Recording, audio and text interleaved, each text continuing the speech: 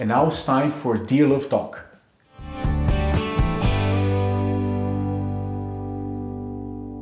I've heard of couples who were in a relationship for a long time, and only when they were close to getting married, one or both realized that the other person was not the one for them. Is that normal? Well, first of all, while dating, you have to make sure that you cover every single subject of within a relationship. Okay, from having children, where you're going to live, when it comes to family, will we see our family members very often or not, and you name it, the list goes on. So dating period is not a period for you to just or simply go out. That's the problem. When people talk about dating, when they hear the word dating, they think about going to the movies, restaurant, cafes, to the park, having fun, and so on and so forth. These are secondary, okay? They're just part of the whole thing. Most important thing during the dating period is to get to know the other person. Because if you see that there is anything that you two are not synced, that you are not on the same page, you have to address. You will be able perhaps to make it work. Okay, you compromise, or if you see that it's not gonna work, you break it up. Oh no, but we can't break up because I love him, I love her, we are so good together, so on and so forth. That's an illusion. That's an illusion because I mean you're basing your decisions on emotions because you can see, it's clear before your eyes that there are certain things you need to assess, certain issues you need to address, certain decisions you need to make to see whether you can compromise or not, but you're ignoring them. All in the name of love.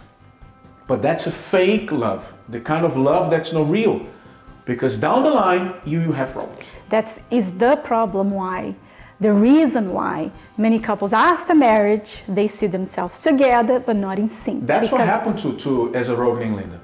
Because when they were dating, they didn't really get to know each other. And I think he mentions that. That they should. Yeah, they should have. If it were today, they would have done that. Yeah, Linda even said she saw some signs, but they never really talked about it. And here's the thing, is that normal? That a person dates for a long time and then when they are about to get married, they realize, oh, that person's not for me. It shouldn't happen. If you're doing it well, it shouldn't happen. If you're following the instructions. Yeah, if you're doing your job well, by the time that a decision has to be made whether you're going to be together for the rest of your life or not, you should know, okay, this person is not for me because of this, this, and that. Now, when it happens that, you've set the date for the wedding, and now you see, oh, that person is not for me, it's probably because you closed your eyes to a lot of things, or you saw a lot of things, and you didn't talk about it, or the person was lying. It's not even the other person. It's the person who is deciding to quit. Yeah. That's it. You have issues, and you're hiding something, and then you call it off. Yeah, so you're not upfront from the beginning. It may happen that, as the days approach, you can't get married anymore because the other person really messed up. There's also that. Really messed up, and it was something perhaps big, and you have to call it off. But if you follow, as we were saying, if you follow these steps, you'll be able to avoid that. You'll be able to avoid that huge disappointment. So now, one thing is very important to stress is that even if you do that, and the two of you say, yes, this is it, let's go for it, you get married, yet you have to make an effort to get in sync. Yeah, you're gonna have to make adjustments. Because you have to make adjustments. We saw that while we were dating, that this was going to work. And yet, the first 7 to 8 years, or up to 9, if so, we had to make an effort. We had to sacrifice in order to sync. We could have said, let's just call it quits, divorce, it doesn't work anymore. But you can't do that every time you have an issue. You have to make an effort, a conscious effort to make it work, because you will eventually face that along the way.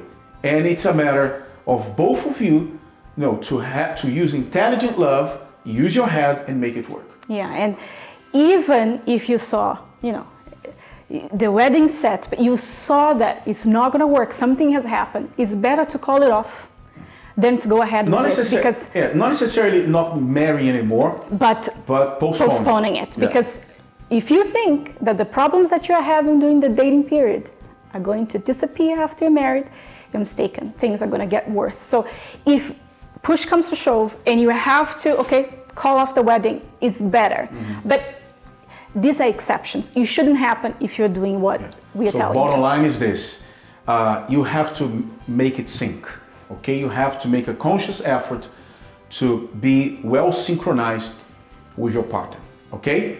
So this is it for today, guys. But before we go, we're gonna watch the 3 most annoying things between Ezzarogny and Linda. And we'll see you next week. Bye-bye. Bye.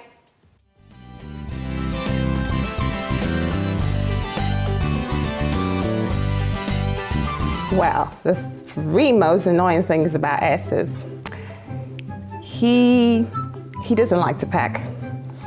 And I love to pack. And I like everything in order. And he will just put things all over the place. And no matter how many times I say it, he will always do the same thing again. He will say, okay, I'm gonna try. And then he'll do exactly the same thing again. And he really winds me up. I have to really breathe in and breathe out and think. The 3 most annoying things about this lovely woman. The first one, with regards to packing, like, I know we have to pack and I like the way she does the packing, but there's times like I've come back from a hard day's work, I'm tired, I'm really hungry. When men get hungry, it's like they just want to hit the kitchen, so the first thing I'm aiming for is straight for the kitchen. But my wife is the kind of person that would like to put A there, B there, C there, make everything is done, all the dots and T's first before I can eat. And if I go straight for it, she's like, oh, here we go. And it annoys me because a hungry man is not an angry man, but it gets it's annoying. And I'm like, I just want to eat and I get agitated. So that's true, isn't it? Yeah.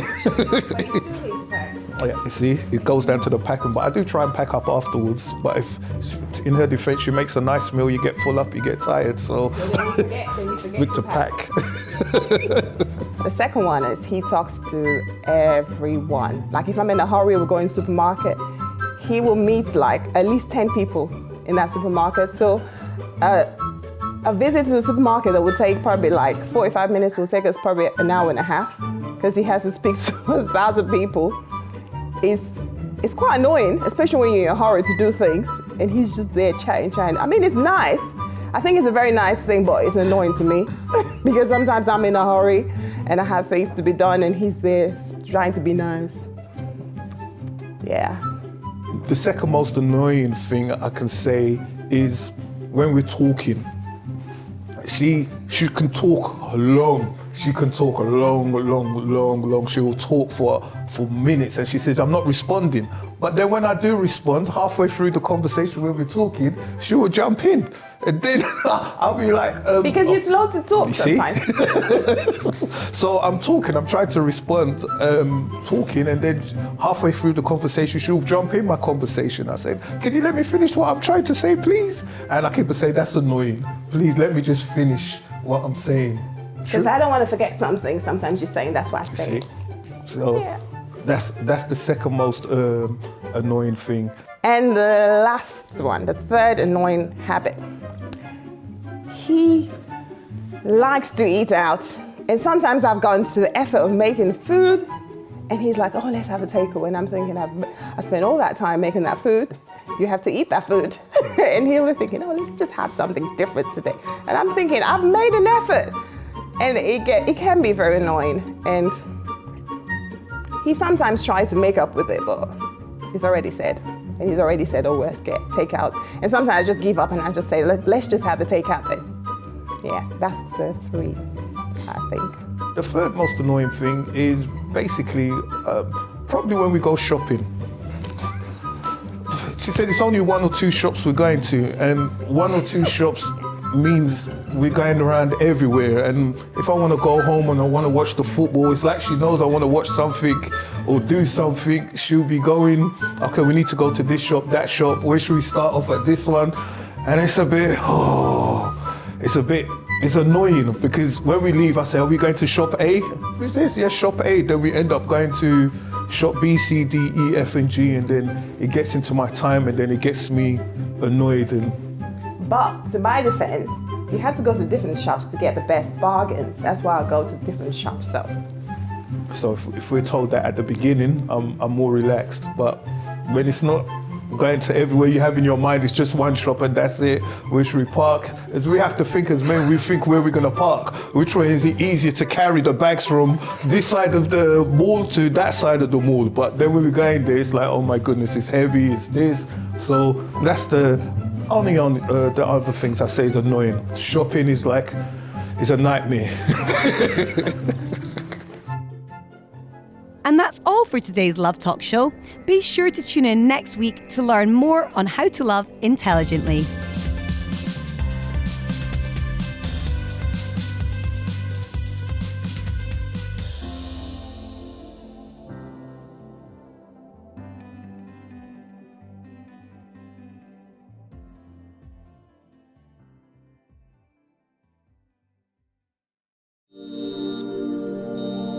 This programme is brought to you by UCKG.